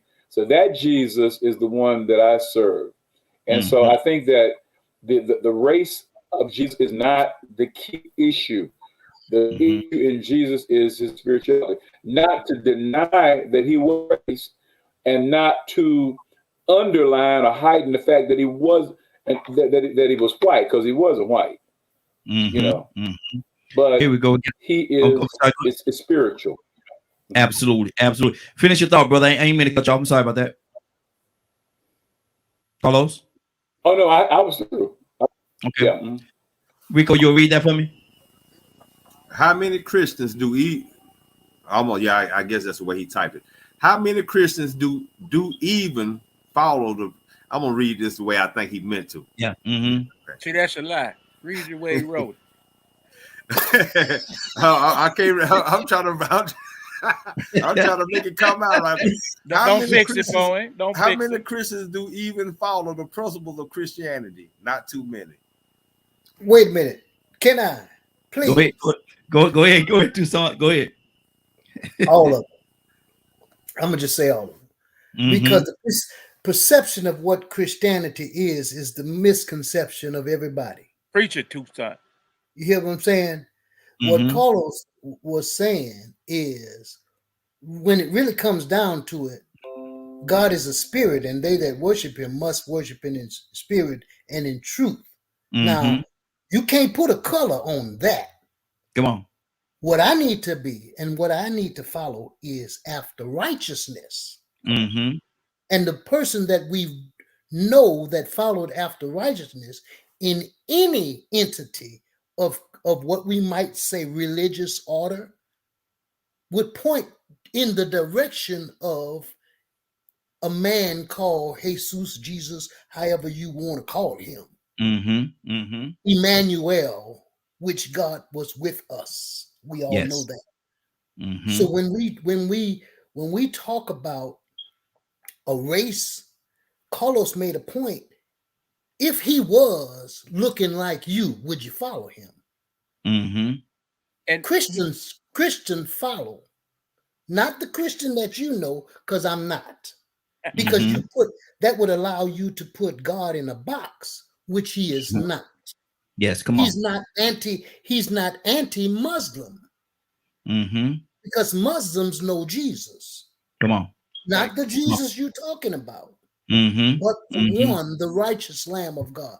So what I'm saying is, the problem is that the mindset of one that would follow after righteousness is the Jesus that I know. I don't care who they put on the wall. Thank you. That don't make no sense to me. None. Because he said, don't make any image. Didn't he? Preach, preacher. Nor bow down to it. Preach, preacher. So why would I have even a cross on my neck? That ain't going to answer not now prayer for me. Drag him out the temple and string him up. I'm just trying to say you. So when you try to put something that looks like anything that he has created, that's when you start off wrong. Boy, I don't got hot, Tucson. You preach. You really preach, Tucson. All right, good night, y'all. Because Tucson. How you doing? How you doing, Leonard? He really preach. And some of y'all, if he was blue black, you wouldn't do no better. So don't act like you won nothing. Exactly. Come on now. Come on. We got a caller. Caller, what's your name? Where you calling from? Caller, are you there? Oh, yes, this is Monique. Monique, I know you've been listening in for a while to assist. What's on your heart? What do you say to all this we're talking about tonight? I'm from the South. I'm from Georgia, so I was just thinking about my days in Sunday school, and in my church we did have the supper, the Last Supper, on the back. I remember it was in the back, and I remember this lady stood up and told them that they needed to take that down. They needed to take any image that looked like a blue eye, man. And, I was thinking about that. I remember they was, calling her crazy and, why she get up there and, because this was during the testimony time. Yes. And I think back on that. And now when I go in that same church, I don't see any type of image. But I don't remember ever it being implied in church that he was white. But I always remember dwelling on, oh, his hair is like wool, his eyes like fire. I remember in Sunday school, we used to always dwell on those parts about the description of how, Jesus looked. Leonard. So, for myself, I never looked at him as possibly being a white man. And I think it was probably because of the description that was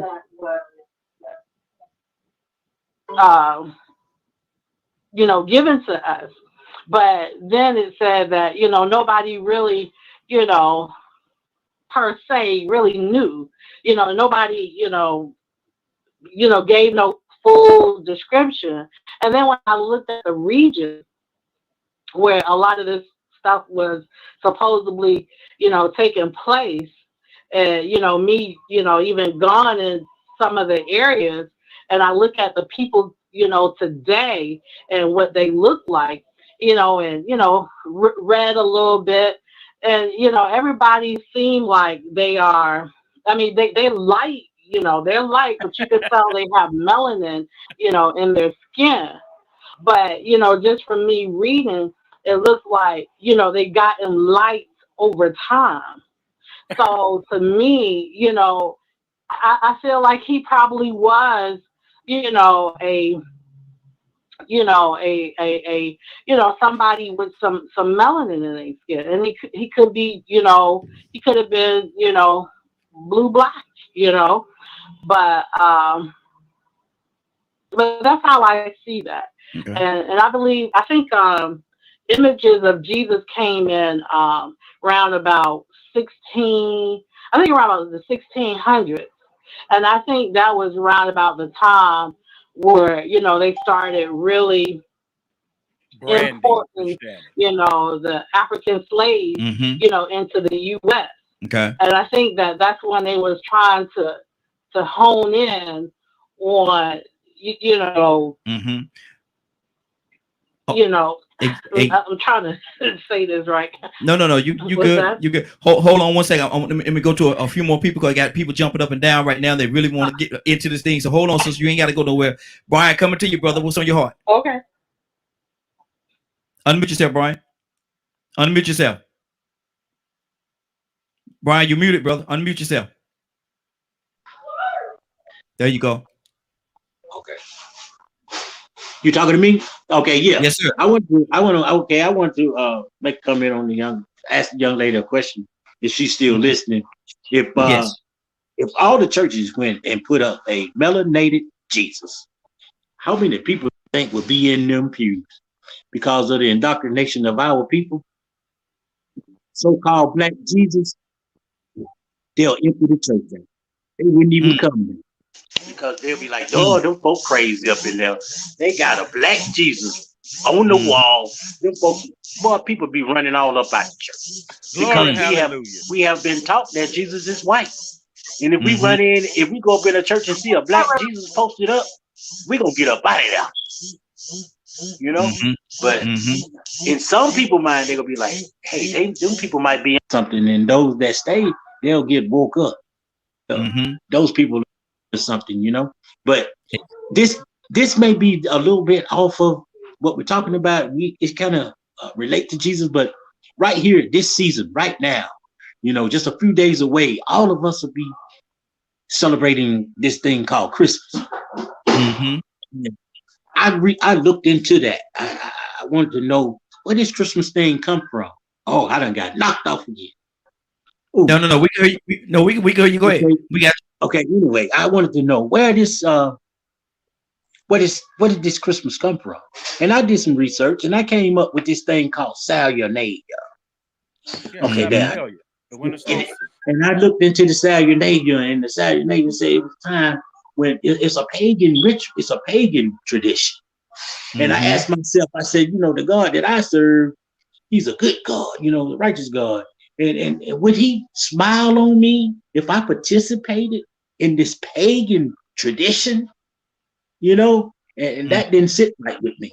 So I don't celebrate the Christmas.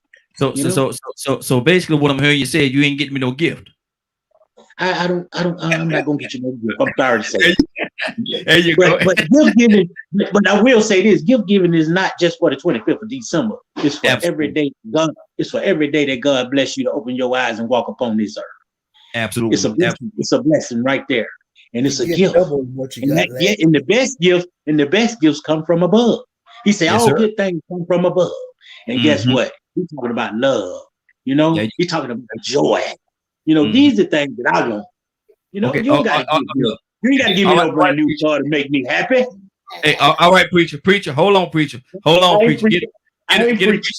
Get a preacher the microphone. And Lord, we can't get it to stop, Lord, my Jesus. Oh, Lord. You need to stop. I appreciate a brand new car. I would enjoy a brand new car, but you don't got to give me one. Lord, he's still going. Lord, love, man. Look at that, y'all. Look at that, y'all. Look at that. Brian, you all right with me? Hold on, brother. Talk to me. Hold on, Brian. Come on, man.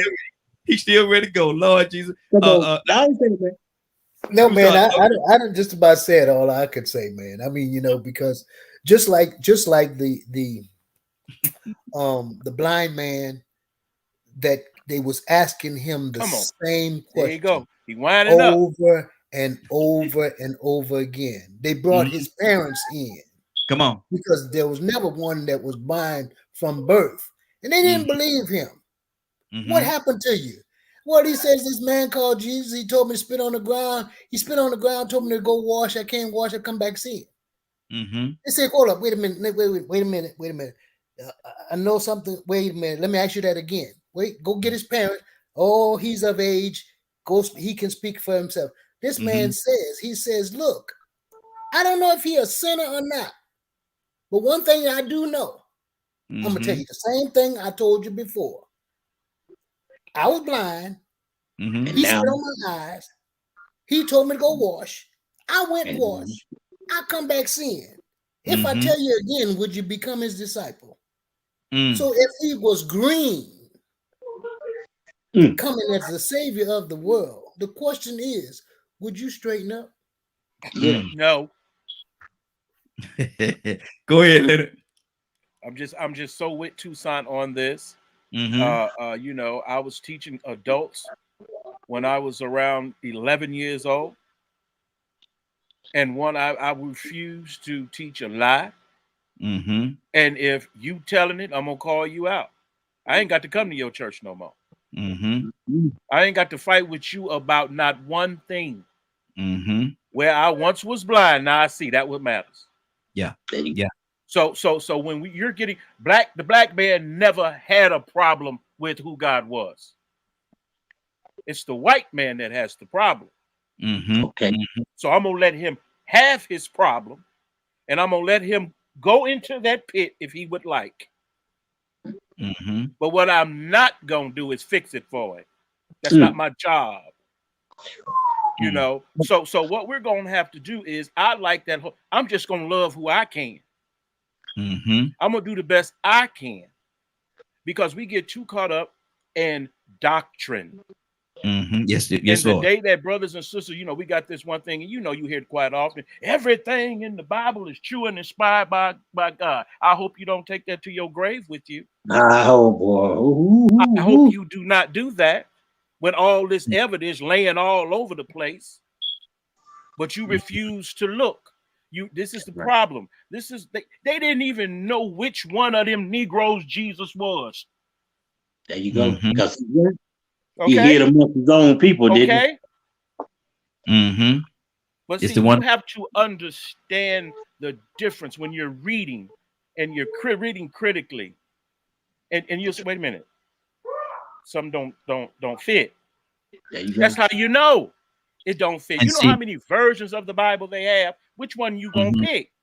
Mm-hmm. Yeah. You can it's over 80 probably versions of the Bible. Mm-hmm. So the best thing that you can do, and take it from those folks before writing, okay? Because it ain't always what in the Bible. You understand? That Bible pretty new compared to what was actually done and accomplished by then. There were very many people who believed in doing very many different things. Mm-hmm. But y'all will sit there and say Jesus wasn't doing nothing between the age of 13 and 30, then assuming that he might have went somewhere else. Ooh. You said a mouthful then. I'm just saying, he not hanging on that cross no more. Mm-hmm. That was God's business. And that had to be done. Now you have to deal with all he asked you to do. Yeah. You can use me as a good guide because, one, I am the Father. He's in me. And I'm going to teach you this way. This way. Not the way of Christianity. I'm going to teach you this way. They had all the choices they could to write what was right. But you have to understand, when you're handing down something that went from oral tradition to paper to king to scribe to people with other ulterior motives, you're going to get a product that's a little dirty. Now, you can call it your holy book if you would like. But it don't take much to find out. Go find them Ethiopians who say they have the Ark of the Covenant. Go. Mm-hmm. They're there. Why was King Leopold killing so many? Because of who they were. Mm-hmm. What people still know. And it's great to see these white historians who still have the integrity to write all of these lies. Mm-hmm. Let me do. Hold on. We got another caller. Caller, what's your name? Where you calling from? Grace Berry Canton, Grace. Florida. Hey, how you doing? Yeah. I'm fine. How are you? Doing well. Doing well. We asking a question. What we're talking about right now, and I want to hear your heart on this right here. We actually got 11 minutes before we get out of here. But I gotta hear your heart, sis. I gotta hear your heart. They say they describe Jesus and say Jesus, and they put a Caucasian Jesus on a lot of the churches in the South. I can't speak too much about in the North, but they put a lot of Caucasian pieces of a Caucasian Jesus on the wall and say that's him. That's him. That's him. Now, are they misleading us? Yes, I think so. In the first place, he did not look as the person that they present him to be. Jesus didn't have blonde hair and blue eyes. You don't find Jews like that. You see what I'm saying? But in every culture, Jesus is portrayed in the likeness of the people of that culture. You go to Mexico, they have a Mexican Jesus. You understand what I'm saying? Yes, Say ma'am. it again. That's just the way it is. But Mhm. that is simply the way it is because that is cultural for them, and they want other people to feel that this is the way he looked. He did not. Mhm. You see? Mhm. So um, it's not just that, but uh, Santa Claus is always white. Mhm. Ooh, mother. Yeah, long white hair. Uh, in other words, this is the image that the whole world is supposed to portray, to look up to. Yeah. In Western life, all Mhm. the good guys wore white hats. Mhm. The bad ones wore black hats and brown hats. Yeah. You see what I'm saying? Yeah. Exactly. So that Yeah. it spans across every image of what is supposed to be the thing. Mhm. This is what you're supposed. This is the image that you're supposed to look up to portray. That's simply the way it is. The whole world over, you're going to find that. Absolutely. Every Christmas, you're going to find little kids sitting on Santa's laps, and Mhm. usually it's a little white girl Mhm. with long blonde hair. Mhm. Look at the magazines. You Yeah. see what I'm Yeah. saying? Yeah. This is what you're supposed to look up to. That's it. Mhm. Exactly. Exactly.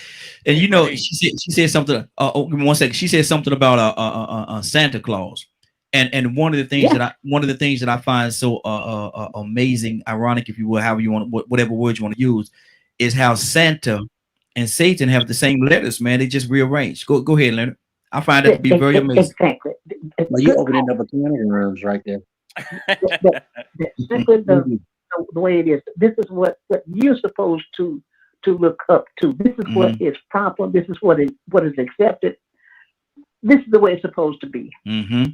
Exactly. Leonard, you wanted to say something? And like what she brought up with the Santa Claus and all that never fit into religion. If they teaching now that in them churches, lead them churches. Mm-hmm. Please. We never believed in. We knew what Easter was. What? We knew what it was. We know Jesus ain't had nothing to do with no eggs and no rabbit. But what we did know that Ishtar was a goddess worth of fertility. Well, when did a rabbit lay an egg? Exactly. So these things are just foolish. They're just foolishness. And you have, I struggle with people because I was like, come on now, y'all, I ain't that smart. Mm-hmm. Come on now. And to have any better sense, you ought to have better sense than that. Exactly. Let me go to Rico. Rico, what's on your heart, brother? Talk to me. What I really wanted to say is, yeah, you're used to the Pope that you're seeing, but I want y'all to go find out the real one. Go find what the black one is doing. Mm-hmm. Okay, the black Pope. Mm-hmm. You're going to think his skin black, but they call him that for a reason. Just like they got a red one and just like they got a white one. Mm-hmm. That's right. Okay? Rico? Yeah, man, I think everybody. Like Santa Claus and the Miss Grace ain't gonna let nobody talk, but Miss Grace got Miss Grace putting it down tonight, boy.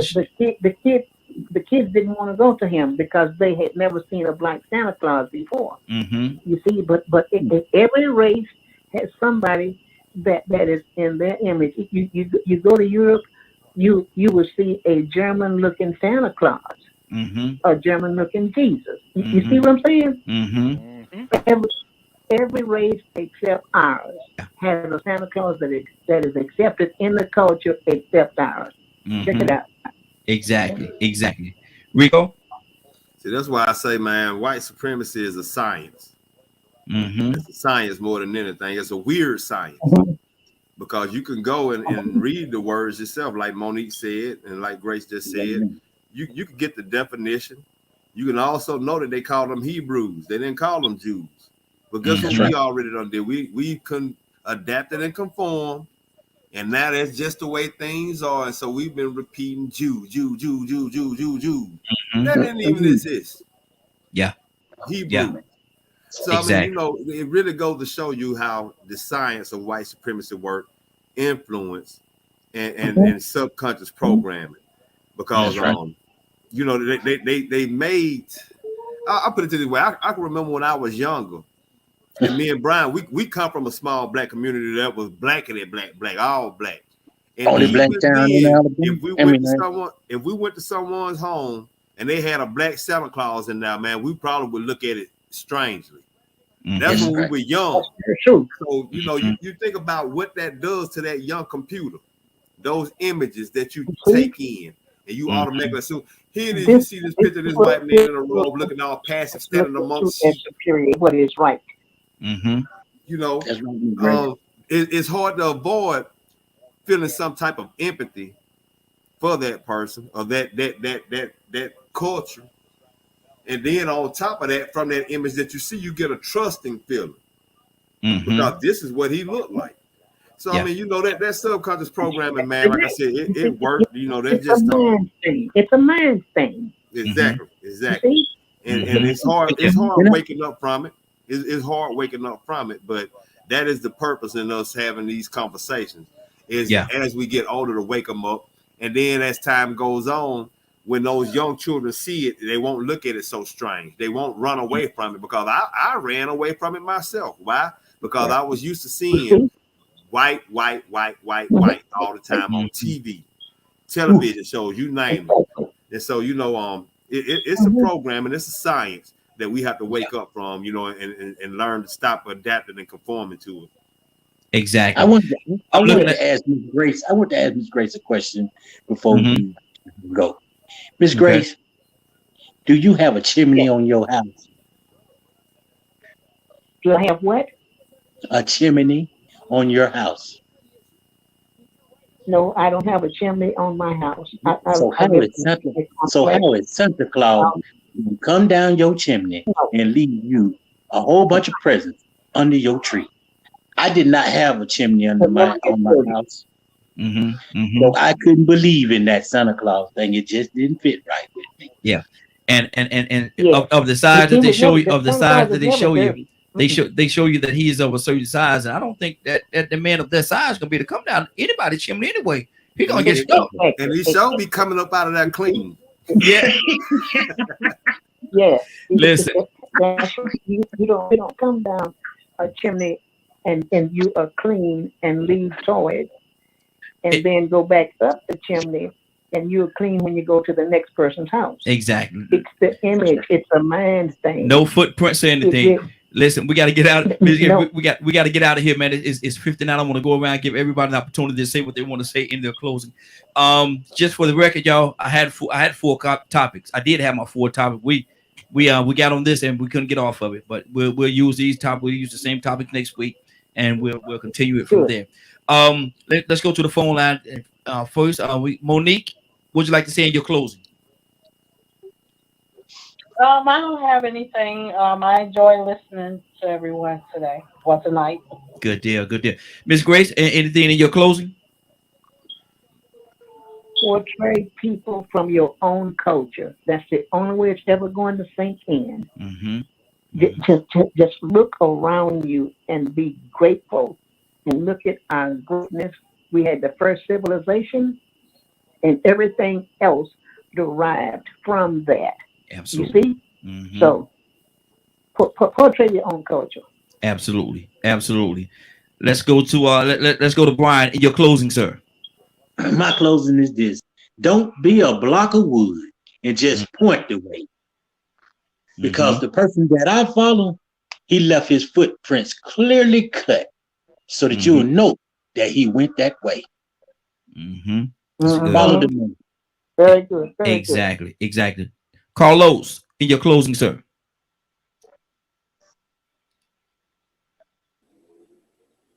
I just want to say we see how racism and misconceptions have affected every part of our culture, our religion and everything else. But we just know that if we can, as our brother Brian said, just understand more about ourselves Sister Grace was saying, and all the great comments tonight was really great. And I thank God for the privilege of being here, and just wish all of you a Merry Christmas. God bless and a Happy New Year. Yes, sir. Yes, sir. Yes, sir. Toussaint. You too, sir. Toussaint, in your closing, sir. I think that we trying to do all kinds of things, but here's what he says: love one another. Mm-hmm. There you go. If you can do that, There the you go. whole world will be a better place. Absolutely. Absolutely. Rico, in your closing, sir. It ain't hard to do good, but if you need some help doing good, go find it and get it from wherever you can. Mm-hmm. That's good. Captain Leonard. Good. Man, Very good. It's a good show this evening, man. I appreciate everybody participation and comments, and thank you for helping sharpen the sword. Yes, sir. Yes, sir. Don Carlos Sherrod, brother, can I get you to pray us out this evening? Yes, sir. Father, we want to thank you, Lord, for being so good to us. You're always good to us. Father, we know if we have a relationship with you, that everything is different, that the world is different. We can see through your eyes. We just pray that your spirit will work in us so that this love that we're talking about would be evident in our lives and pass on to other people. We thank you, Lord, for the topic tonight. We thank you for those who listened, who called in, those on the panel. We thank you for Raheem, and thank you for his wisdom and these questions, these poignant questions that he asks. And thank you for the energetic conversation. We love you, Lord. We pray you bless our families, and that there may be some soul that has heard something that will draw him closer to you. We just thank you in Jesus' name. Yeah. Amen. Amen. Been a great broadcast, man. We didn't get to none of the squares. It's called Four Square Conversations, but we didn't get to any of them tonight. But it's just say it. It's just terrible. It's a terrible thing. But I'm gonna tell you something. I love where we went, man. And like I say, man, and moving forward, this the direction we're gonna be going, and we're gonna be dealing with the topics like this right here, man. I think this is more relevant than any other topics we could have talked about tonight. I think is very much more relevant. Rico, what do you say to that, brother? Yeah, I believe it's pretty relevant, man. I mean, we have a lot of issues, not just in the black community, but just as mankind, that we need to sort out. Some clarifying that we have to do, because right now there are a lot of people out of order, a lot of people in order, a lot of people think they're in order, they're out of order, and we really just going in which way but loose. Exactly. Now I was about to go to our brother Brian Young, but we'll be here till 12 o'clock, so I can't do it. But I will do this right here, Brian. Man, listen, man, we love you being here, brother. We're here every Tuesday. From 8 o'clock to 10 o'clock, brother. Consider yourself invited. Whenever you want to be a part of the broadcast, brother, you're more than welcome. Come on and join us. And man, we're looking. Let somebody else talk, though, Brian. Please, man, let somebody else talk, man. Let somebody else talk, preacher. Come on, preacher. Carlos, what's on? Anything on your heart before we get out of here? Carlos, anything on your heart before we get out of here, sir? Anything else on my heart? Oh, yes, no, sir. I'm good. I enjoyed it. We need this kind of conversation. This is very stimulating conversation, because we all learn from this conversation. So we're just thankful to be a part of it. Praise God. To God be the glory. Toussaint. Mr. Vacation. Brian is just good to meet you, brother. Looking forward to having you again, man. Really enjoy the insight. Yes, that's good. That's good. Leonard. Sir. Anything else on your heart before we get out of here?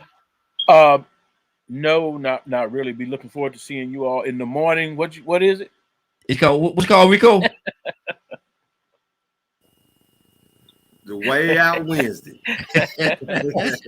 Good deal. Yeah, if y'all get the opportunity, make sure y'all join us in the morning from 7 o'clock until 10 o'clock a.m. Eastern Standard Time, right here for our Way Out Wednesday. He usually say wacky Wednesday. Rico got all kind of, I don't know what Rico be calling the thing, all kind of things. I ain't even gonna fool with Rico right now. But yeah, we have open conversation. So give us a call. We'll talk about whatever you want to talk about, and talk about it in its entirety. But before we get out of here on the serious note, Brian, anything on your heart for before we leave? He gave us a thumbs up. So I guess that's it. I guess we all good. Okay, good deal.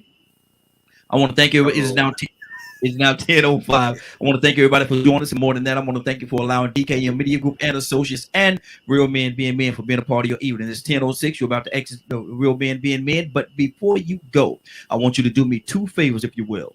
One, I want you to continue to pray for us because we're certainly praying for each and every one of you. Number two, why this is real simple. I want you to go out there, find somebody and get them a hug because you never know. It could be the only hug that they get, or it could very well be their last. Love you, and ain't nothing you could do about it. Have a great evening and a better tomorrow. And we shine some of this light of you from Real Men Being Men. Take it out there into this wicked and cruel world that we live in and let your light so shine. If you get an opportunity, give somebody some love.